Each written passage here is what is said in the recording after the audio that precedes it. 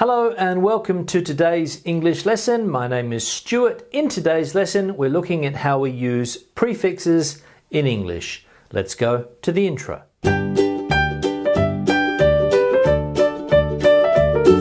Now, as I said, today's lesson is looking at using the correct prefix or choosing the correct prefix if you like.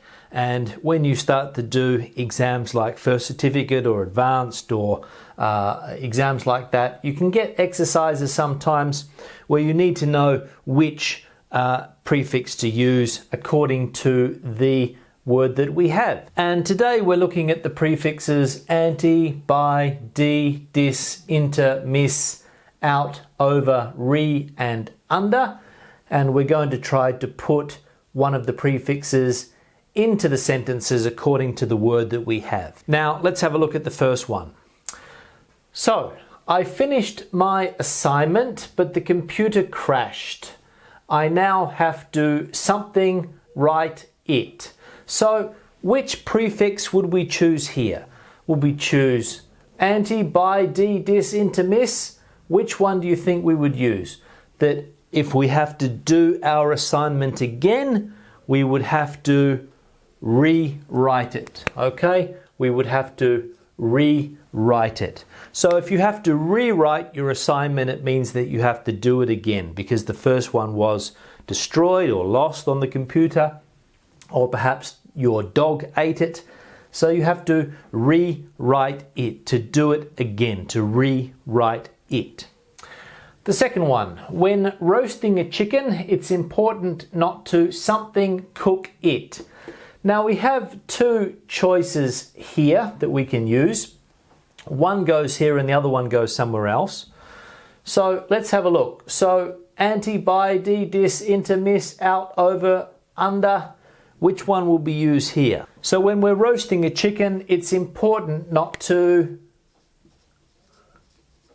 undercook it. You could have said overcook the chicken, you overcook the chicken, cook too much, or undercook the chicken, not enough. So we have to be careful not to undercook the chicken, okay? Because a raw chicken is no good, okay? So under.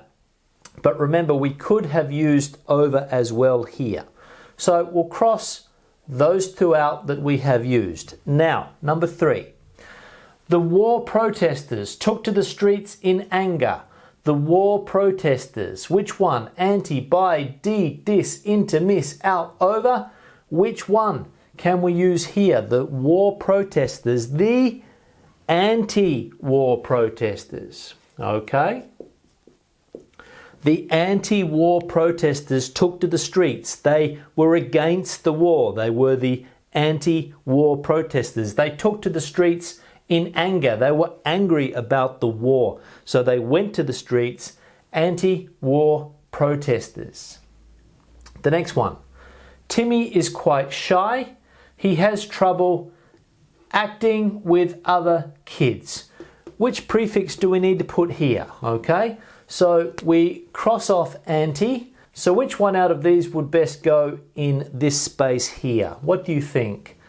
Let's have a look. He has trouble mixing with other kids, having relationships with other kids. He has trouble interacting with other kids. He has trouble interacting with other kids, okay? Trouble interacting, trouble having relationships or mixing with other kids, interacting. The next one, ever since Penny got promoted, she has something weekly meetings with her boss. Something weekly meetings with her boss. What does she have? Does she have by, de, dis, inter, miss, out, over? Okay, actually inter will cross off because we've used it. Miss, out, over. What do you have here? She has 2 meetings per week with her boss, so she has bi-weekly meetings. Bi-weekly meetings. She has 2 bi-weekly meetings, okay? Since she got promoted, twice a week, bi-weekly meetings. Number 6, it cost me $1,000 to fix my car. $1,000. I think I was Which one? I think I was, let me think. Okay, so by has been used. So dismiss, out, over. Which one do we think?